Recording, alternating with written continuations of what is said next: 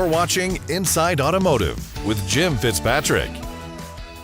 As the dust settles post-NADA show, dealerships are buzzing with a renewed energy for what's ahead in 2024. However, the emphasis on effective training should not be underestimated. I underline that, not be underestimated. Joining me in the studio to explore sales and BDC training today is Sean V. Bradley. We're so happy to have him in the studio. The president of Dealer Synergy, who is celebrating their 20th year in business. That's pretty strong today. So he's also the host of the Millionaire Car Salesman podcast, which many of you have tuned into. If you haven't yet, I recommend you do. It's a great podcast. So Sean, thank you so much for stopping by. This is pretty cool to have you in our studio. Thank you so much. I appreciate you having me on the show. Sure. So I'm going to start in the beginning here, where a lot of dealers they're coming out of NADA 2024. We're very, very excited. I've spoken to a number of dealerships across the country, and they said now it's time to get our salespeople really prepared for 2024,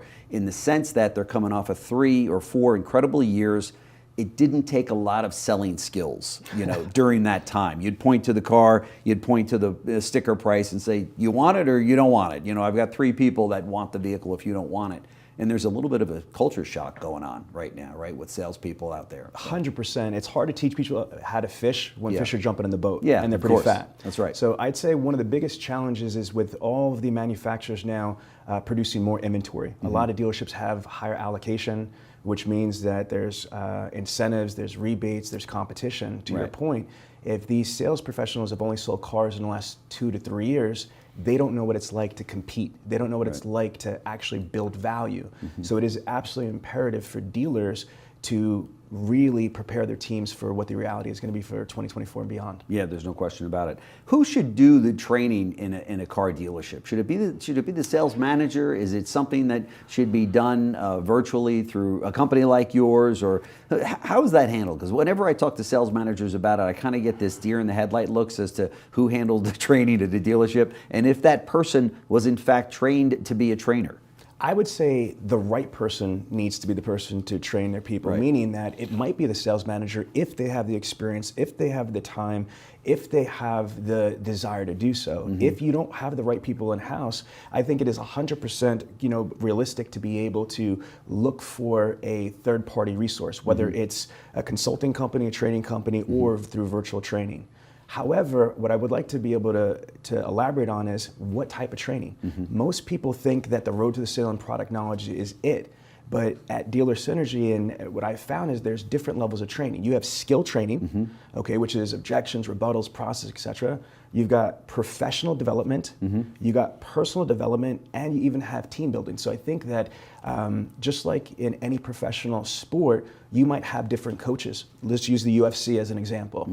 You might have a striking coach, a wrestling coach, a jiu-jitsu coach, etc. But you're trying to cultivate the ultimate fighter. That's what UFC stands for. Right. If you want the ultimate sales professional or the ultimate car person, you want to be able to diversify their training, and that might take diversified trainers. Okay, so you're saying that if I'm a dealer and I'm training my people to have the skill set to just go out and present the vehicle, do the 12-step walk around or 8-step or whoever you subscribe to there, that's just one part of it. And that individual I'm training might not be motivated in life. They might have other things going on. They might not see the forest from the trees. So you're doing all of this with an individual that's not even prepared themselves to be taking the training and to go out and be successful on the showroom floor. Absolutely. Let's break this down. One of the oldest cliches in our industry is car sales is like your own business, or it's like having your own business. I push back on that. It is if you're teaching people how to be entrepreneurs. Yeah. Okay. Me and you both know, because we're entrepreneurs, it's more than just the road to sale and product knowledge that makes you an entrepreneur. Right. That's right. There's time maximization, there's work-life balance, there's marketing, advertising, branding, finances, you're right about that. Video, PR, social media. There's a myriad of things. Yeah. So if you want a truly high-level sales professional that doesn't just wait for the magic up bus, that's proactive, then you need to be able to prepare them to be so. That's right. In today's environment, for so long, when I got into the business many moons ago, the average car sales was expected to sell between 8 and 12 cars a month, like kind of 10 cars a month, right? Which if you're working 25 days a month, 24 days a month, that allows you to be highly, successful half the time, right? And the other half of the time it seemed to be okay. If you were an owner of a dealership today, how many cars a month do you think your average salesperson should sell? Okay, I want to preface that by saying that you mentioned the podcast. I study greatness in our industry. I've met and I've had the opportunity to interview and work with the Ali Reddas of the world, the Cody Carters, the Frank Crinitys, the Chrissy Burtons. These are people that, for example, Cody Carter delivered last year 1,408 units, all new cars, verified by Toyota manufacturer. Wow. He made $1.2 million on the showroom floor. Phenomenal. So now I'm going to answer your question. Yeah. I would say that 20 is the minimum, in my opinion. In 2024 and beyond, if your average salesperson isn't selling 20 cars a month, then there's a lot of opportunity. Brother, there's 8 ways that a showroom salesperson could sell a car. Walk-in ups, be-back, internet, phones, prior customers / orphan owners, referrals, service conversions, and the lost auto prospecting. Right. The challenge is that the average salesperson, as per NADA, only utilizes 2 or 3 ways per month. That's right. So if they are trained how to diversify on all 8 ways, they should be able to increase, from the 9 to 10 that's NADA average to at least a 20 car average. That should be the bare minimum. All of the things you just mentioned, very valid. I agree with all of them. Do you think it falls on the shoulders of the sales manager? Do you think that's where the problem is? Because that's kind of the shepherd of the flock that says, okay, you're going to do what I ask you to do, but if the sales manager's never expecting this from their team and never helping them to develop those skills and push them, to the limits, you're not going to get it from most individuals. There's few real hardcore self-starters that come in, right? I would agree to some extent. I think it's like it takes a village to raise a child. Sure. I think it's more than just the sales manager of the dealership. I think that the salesperson needs to want to do more, be more, and achieve more. Yeah, they should be proactive, looking at Google, looking at YouTube, watching CBT News, watching the Millionaire Car Salesman, whatever, getting that inspiration. Right. Second is from the dealership. I think it's got to come not just from the sales manager, but from the dealer principal. From the dealer principal or the GM needs to set the tone about the beauty of our industry. We are in an industry that you could literally make as much money as you can earn. And if that message isn't being hammered by the executive management down, I think it loses a little bit. But finally, the OEM. Whether you're Toyota, you're Ford, whatever franchise you are, I think that the manufacturer should also be giving that message that there's so much opportunity and maybe providing some type of knowledge resources. Right. And it's still one of those situations where salespeople will come in and say, I had 100 ups for the month, okay? I sold 15 of them, all right? What happened to the other 85? How come we're not holding those people accountable for maybe 85 opportunities that they had that either are still walking around wanting a car or they've taken delivery? Then the big question is, why did they take delivery at another dealership? Where are we missing it there?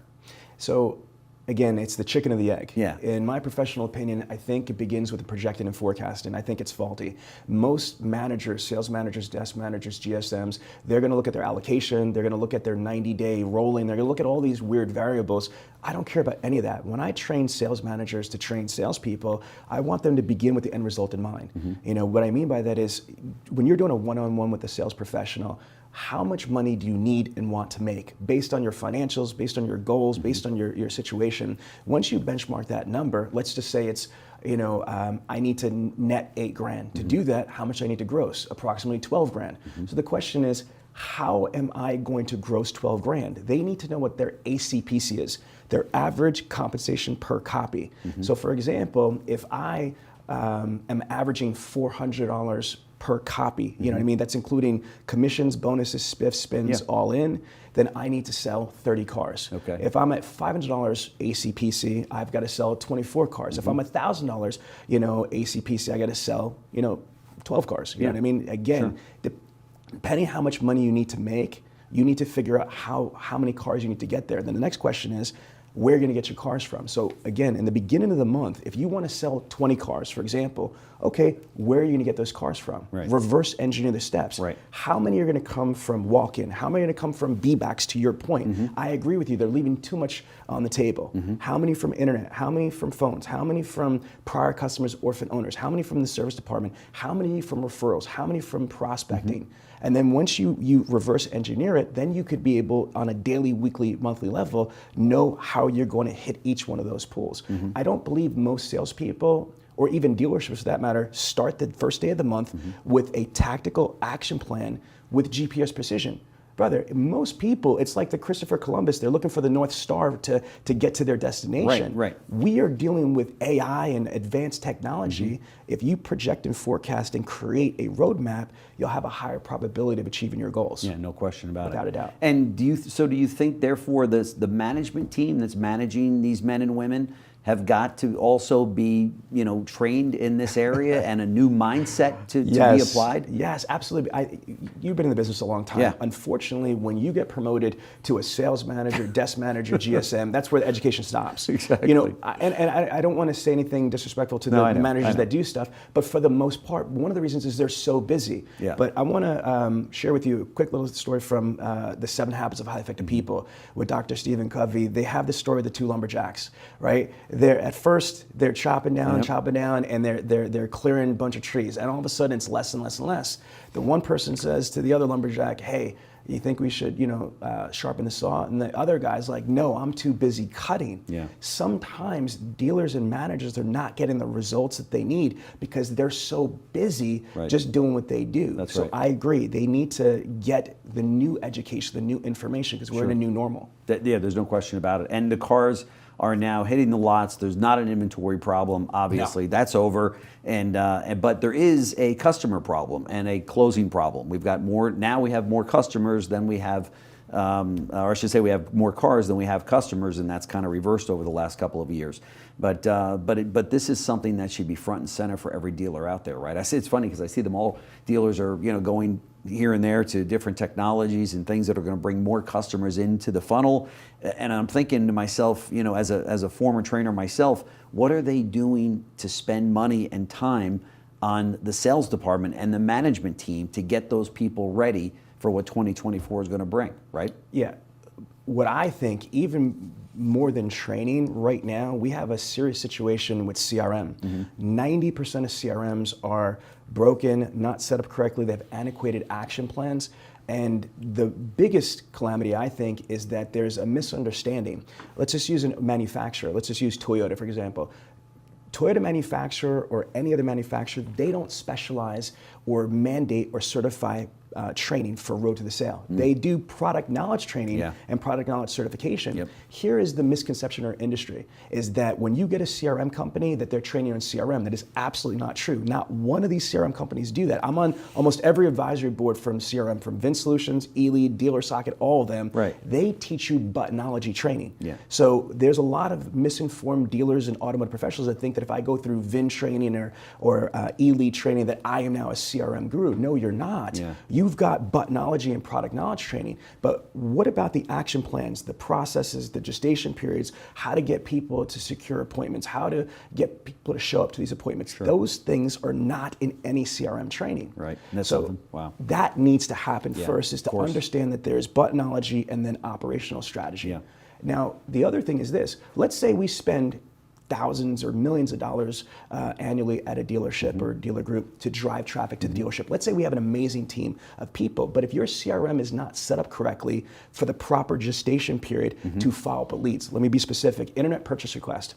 Toyota says that the average buying cycle is between 83 and 87 days on a new Toyota, right? But if the CRM process and the CRM action plan only tells your superstar salespeople to follow up with that prospect for 3 weeks, where are you going? So to your point, what you said on the showroom floor about we're not maximizing, there's a lot of beatbacks that we're leaving on the table. That's right. There is an egregious amount of carryovers that are not being handled when it comes to internet leads. And so what can be done about that? I mean, you mentioned that there is a problem in these BDCs. If you go into one of your clients and you see these problems, how do you fix them? Well, first, it's knowledge is power. Yeah. Okay, like G.I. Joe said, knowing is half the battle. All kidding aside, is that educating the dealer about what the gestation period is. When I go into a store and I say, look, I'll give an example. Bob Ruth Ford, single point Ford dealership. We took from 75 cars a month on the internet to 320 units a month. Wow. At a single point Ford store, population only 2,500 in Dillsburg, Pennsylvania. Wow. How do you do that? That's crazy. But it's not magic. It's math. The problem is that most dealers are not able to have the proper infrastructure, the CRM process, to handle the leads that are starting this month. So we're about to go into another month, right? I don't know when this is going to air, but let's just say the first day of the first month, what every dealer needs to do is this: run a report in your CRM, how many active internet leads are 90 days or less old. I'll give you an example. If you have a 600 lead per month dealership, my estimation is that you're going to have between 1,200 to 1,300 active leads on the first day of the month that are 90 days old. Tracking? Right. Okay, so now, then you're going to have the 600 fresh. So you have 1,800 or 1,900 opportunities that month. That's right. But yet what most dealers do is they'll look at their internet fresh lead list for the month. I got 600 leads. I sold 60 cars. I did okay. I did 10%. That's right. But you didn't. Not all of those sales began and ended in that month. No question about it. That's what right. about the other ones? So what we do is we put the proper infrastructure, and we suggest to dealers to make sure you have the right amount of people with the right infrastructure to not only handle the low-hanging fruit for that month, but more importantly, to handle the intermediate and long-term follow-up. That is one of the easiest, fastest ways to sell a large amount of net incremental units by leveraging not only the instant gratification on the internet, but the full 90-day residual flow factor. Yeah, there's no question about it. Let me switch gears a little bit and talk about recruitment. That seems to be continually a problem to get the right people to come into a dealership to even apply for these jobs. And any secrets or anything that you'd recommend to dealers to win that game in 2024? Absolutely. I'm not sure if you know, but we've literally recruited 37,000 automotive professionals. So we learned a lot. I'm going to source, I went through certification through a company called Top Grading. So Top Grading is a recruiting company, and a couple of things that blew me away that's simple that dealers could do immediately. You know how we were running around years ago with Google reviews, claim your Google page, claim your Yelp page? Most dealers don't realize that Indeed.com and Glassdoor.com has review pages that dealers need to claim. Okay, because when employees are looking for a potential job to work at, they're looking at employment reviews. So your Google reviews and your Yelp reviews are completely irrelevant for an employment candidate. That's right. However, most dealers are not setting up their own, Glassdoor review page or their Indeed.com review page. Get your employees, your managers, your people that work there for years that love you, to leave employment reviews. Pro tip: you can't do it while they're at the dealership on the IP address because it's going to get sandboxed. That's a helpful tip. Yes. So that's one thing is try to build up the employment reviews. The second thing is don't try to recruit out of desperation. A lot of dealers, because there's high attrition, they try to recruit when they're desperate, and they'll just put, unfortunately, a body into the place. That's right. The old adage: if you need 2 guys or 2 people, then hire 8, right? And you'll end up with the 2. It's a terrible way to go. Agreed.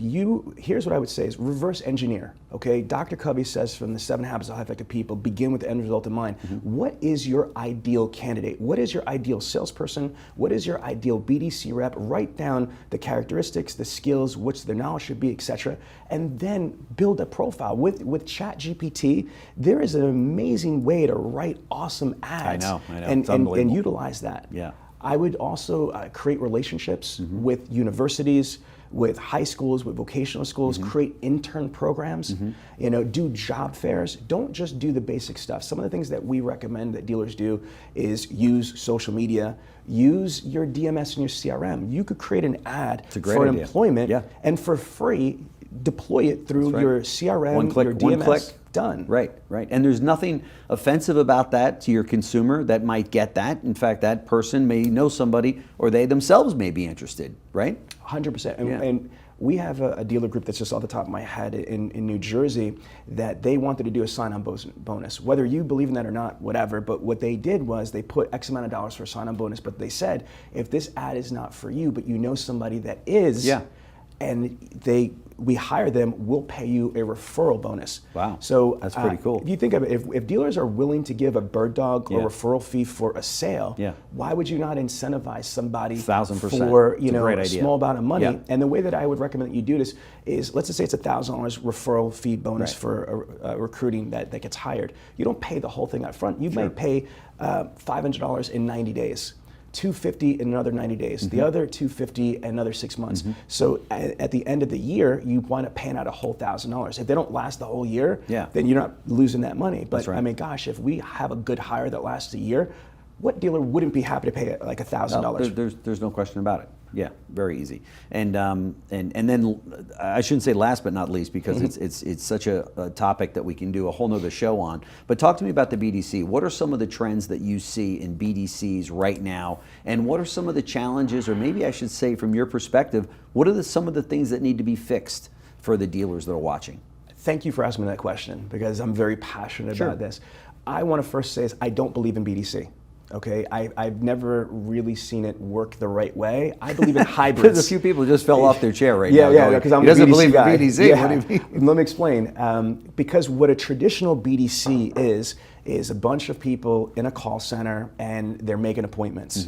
Okay, that doesn't work for a myriad of reasons. I like hybrids. Okay, a hybrid BDC is what I'm a fan of, and what that means is I do believe in having appointment setters, but they shouldn't be the only people in that department.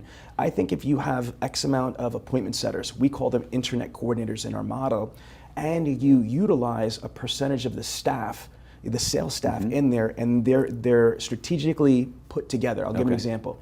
If you've got 5 BDC reps at a dealership, even if they're working a adequate schedule, the reality is from open to close for the whole time the dealership's there, not all those BDC reps are going to be there. So what happens, rhetorical question, when they're not there? I get it. The fresh leads are going to get routed to the new agents. I'm talking about the leads that are sitting in their file. Most of the time they just sit and ferment. In my vision, what we have is we have X amount of appointment setters, and when they're not there because it's their day off or shift off, we're subbing in salespeople that are trained to work with this department. I call these people point guards. So to me, that's the pro tip 1 on the BDC is not just have appointment setters. You want to have a mix of trained salespeople to work with the internet, to work with these appointment setters. Second thing is the director. I don't want to have a controversial thing here, hashtag what do you have Sean on here for, but I firmly believe in 2024 and beyond, we need to make sure that the internet director is respected like any other sales manager or GSM.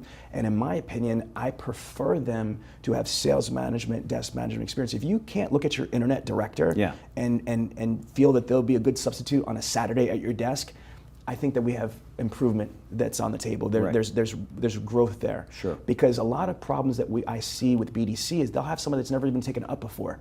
If you never sold a car, but you're the internet director, BDC director, how's that working? Because you're going to have problems with salespeople and managers respecting you, listening to you, and going all out for you. So I think picking. Are you saying that so the BDC directorship might be on the path to becoming a sales manager or a GSM or something like that, to say you're coming off the showroom floor, instead of going right on the desk, maybe you're going to go to BDC, or is it coming off of the desk manager to go to BDC? Both of those are viable, or if you have a viable internet director candidate or somebody's a current internet director, then you fast track them through the OEM sales management program or your training company that you're working with sales management program. Look at them at the same level that you 100%. Look at your new car sales manager or your used car sales manager. Let's talk about this for a second. Let's really think about this for a couple of moments. NADA profile is 10 salespeople, 2 to 3 sales managers, GM, GSM, and F&I. All of that to sell less than 100 cars in the United States. Why? But yet... That is kind of crazy. Yeah, but then let's flip the other way. We wonder why our expenses are so high. I believe dealers are upside down right now. Well, let's flip it to the internet. The average store, right, in the United States right now is between 500 to 600 internet leads, fresh, which means they have a residual flow factor of over 1,000. So the average dealership today in 2024 in the United States has over 1,000 to 1,400 leads between fresh and a 90-day, period carryover. But there's only one internet director, and for most stores, they're the least skilled, least respected manager in the entire dealership. And they don't have no backup. At least if you're on the desk, there's a couple other sales managers that have closing skills, desking skills. How are you going to give 10 times the amount of traffic and responsibility with somebody that's not empowered or doesn't have the knowledge or the resources? Dr. Covey says, I have a pattern here, I'm a fan. I see that, you're a big fan. We are certified trainers and facilitators with Franklin Covey. Is you could tell what's really important to somebody with their spends. Where they spend their time and where they spend their money. That's right. So if you don't provide the proper resources for your internet infrastructure, what are we doing? 99% of Americans go online before they step foot into the dealership. Facts. 90% of all transactions start on search. People find their husbands, their wives, their pets, their medication, their restaurants, and their automobiles. There is nothing that this is the preeminent opportunity in the dealership. That's right. One other thing I would say is another pro tip is, for the love of God, they need to stop throwing so much stuff on a BDC rep. One of the reasons why I think that this is not effective is that they are basically doing unsold showroom traffic, data mining, equity mining, service, acquisition, phone ups, internet ups. How are they effective when they're changing hats more than Katy Perry's changing clothes? You know what I mean? Focus on the foundations. Internet and phones are the foundations of the BDC. Start with an internet department that takes phone ups. Once it's in rhythm and ramped up, scale into the next module, whether it's service, CSI, unsold showroom traffic, etc. There's no question about it. It's fascinating to me how these dealers will be sitting, to your point, on maybe 1,400 or 1,500 leads, that have come in, and yet they sit down and say, okay, we're going to spend $100,000 this month on advertising. But we're not going to spend any more money on putting the right people in place to take care of the 1,500 you're sitting on, right? And I know that's kind of an arbitrary number, but every dealership out there is sitting on a ton of leads that has come in over the last 60 days. But yet we dealers just they love spending more money on advertising. Listen, we work with Toyota Manufacturer in the Chicago region. I'm very honored about this relationship. And I just did a presentation with them about internet and CRM. Here's the thing I ask everybody that's watching this show right now is go into your CRM, inspect what you're expecting. Just go to the processes, the back end, the action plans, and just look at the gestation. Look at the first one is sold. Brother, it'll blow your mind. I've done over 600 personal CRM audits. When I go to the sold process, day 1, day 3, maybe 30 days, and then the next time that they're telling their people to follow up 1 year later. And if you don't magically get them at 1 year later, the next follow-up is a year later from that. So here's the thing is that when you're, that's crazy. Do you understand the purpose of CRM is to make everybody more effective. Sales, BDC, management, etc. Of course. But that is only predicated upon if it is set up the proper way. That's right. If the CRM is set up with the right gestation period, the right content, the right automation, the right tasks, but if it's not, it's like the old cliche, practice makes perfect. No, it doesn't. No, it doesn't. If you're practicing something incorrectly, you're making it permanent. Practice makes permanent. That's right. Only perfect practice makes it perfect. That's right. So my golf instructor tells me you're doing it wrong. But the same principle applies, right? Yes. I mean, you're just going to continue doing that over and over and over again if you haven't been, found a new way to be more effective and more efficient, which is what really is every dealer out there right now needs to be. More efficient, spend less money on their dealership, make more net profit than they've been making. I shouldn't say than they've been making, but I'm going back to 2019 now because they've gotten a taste of the fact that these dealerships can make a whole lot of money if it's done right. And I know they want to get back to that, right? Can I give you people one super pro tip? Please do. All right. So everybody that's listening to this, if you do what I'm going to tell you, you're going to have way more engagements, way more conversions, and you're going to sell more cars. So the J.D. Power, I believe, says that the average internet prospect is searching 9 to 11 other websites. So if somebody's looking for a 2024 RAV4, they might be looking at other RAV4s, but they're also probably looking at Honda, Kia, Hyundai, Ford, Chevy, whatever. They might be looking at Car Gurus, Auto Trader, Edmunds, Kelley Blue Book. So there's all this. So you have to realize that there are probably 9 to 11 other dealerships or websites that are emailing, phone calling, and text messaging you. So here's the pro tip. Diversify your communication. In addition to email, phone call, and text message, start to use social media DMs. Let me explain. Facebook DM, LinkedIn DM, Instagram DM, WhatsApp DM, TikTok DMs as a form of communication. Social media is the #1 form of communication on planet Earth. Right. And unlike text messaging, there is no FCC TCPA guidelines for compliancy. It's the Wild West. Yeah. So social media communications, one. Utilizing Apple FaceTimes, video conferencing. People don't respond to your calls. Apple FaceTime them. They're not expecting a dealership or a salesperson to Apple FaceTime them. And let me just give a shout out. I have no affiliation, but I'm just impressed with DriveCentric's AI and the technology. They have in their CRM memes, animated GIFs. So my point is, if you're going to follow up with a prospect, everything should be on the table. Email, phone call, text message, video email, video text message, Apple FaceTimes. All these of things. It. Use every tool necessary. Right. Most don't. They barely do phone calls, emails, and text messaging. AutoWeb says, and this was a formerly publicly traded company, AutoWeb says 50% of their entire national dealer base, we're talking about thousands of stores, they don't even respond to their prospects within 48 hours. Oh my God. In 2024. Oh my God. That's unbelievable. It's crazy. Yeah, yeah. And meanwhile, dealers will, tell you that they've got too many cars on the lot, and their floor plan is killing them, and the customer comes in and beats you up over price, and you can't make any money on these cars. And meanwhile, you've got all of these people in your own CRM that want those cars if given the opportunity, and also the way that people, dealerships are communicating with them is really at the forefront now, and they're 100%. failing. They're failing. I can remember when I was a dealer, and the person from the phone communication company would come in, and we would track our calls, and they'd say, "Well, let's listen to the last few calls," right? Oh my God! I'd say stop after the third one. Stop! I can't do this, right? They weren't answered with 3 minutes. You're waiting. The salespeople were terrible. I mean, that's still happening today in this industry. How about last week? We mystery shop, but we track tens of millions of outbound calls nationally. Yeah. And we've done stuff for OEMs, corporate, like doing mystery shops on a national basis for FCA.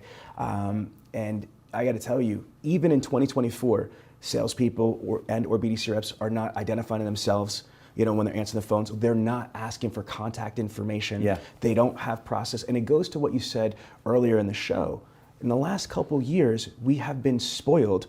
It's like the Thanos blip. The Avenger blip is what just happened. You know what I mean? Like the whole world, because of COVID, just snapped. That's right. And we didn't have to do all that stuff. But we have to get back to the basics, because if we are not identifying who we are, asking who we're talking to, getting contact information, we're not going to be able to follow up if they don't magically show up. That's right. That's right. Sean V. Bradley, president of Dealer Synergy, host of Millionaire Car Salesman podcast, author, speaker, trainer. This guy's been doing it for 20 years, and now you know why. Dealers are counting on him. I mean, that was fantastic. Thank you so much for coming in. Really appreciate it. Dealers that are listening to this conversation, check them out online. But really, I know that dealers are going to play some of this back because you have a tendency to talk fast because you're passionate about what you talk about. I do that myself sometimes. But so play it back, listen to it, and then share it with your team, because what he just gave you was stuff that can make you a pile of money right now in your dealership, and start doing those audits. And if you don't know how to do them, maybe call Sean, he'll help you with it. So thank you so much. Really Thank you for having me. I appreciate appreciate it. Great. Thanks for watching Inside Automotive with Jim Fitzpatrick.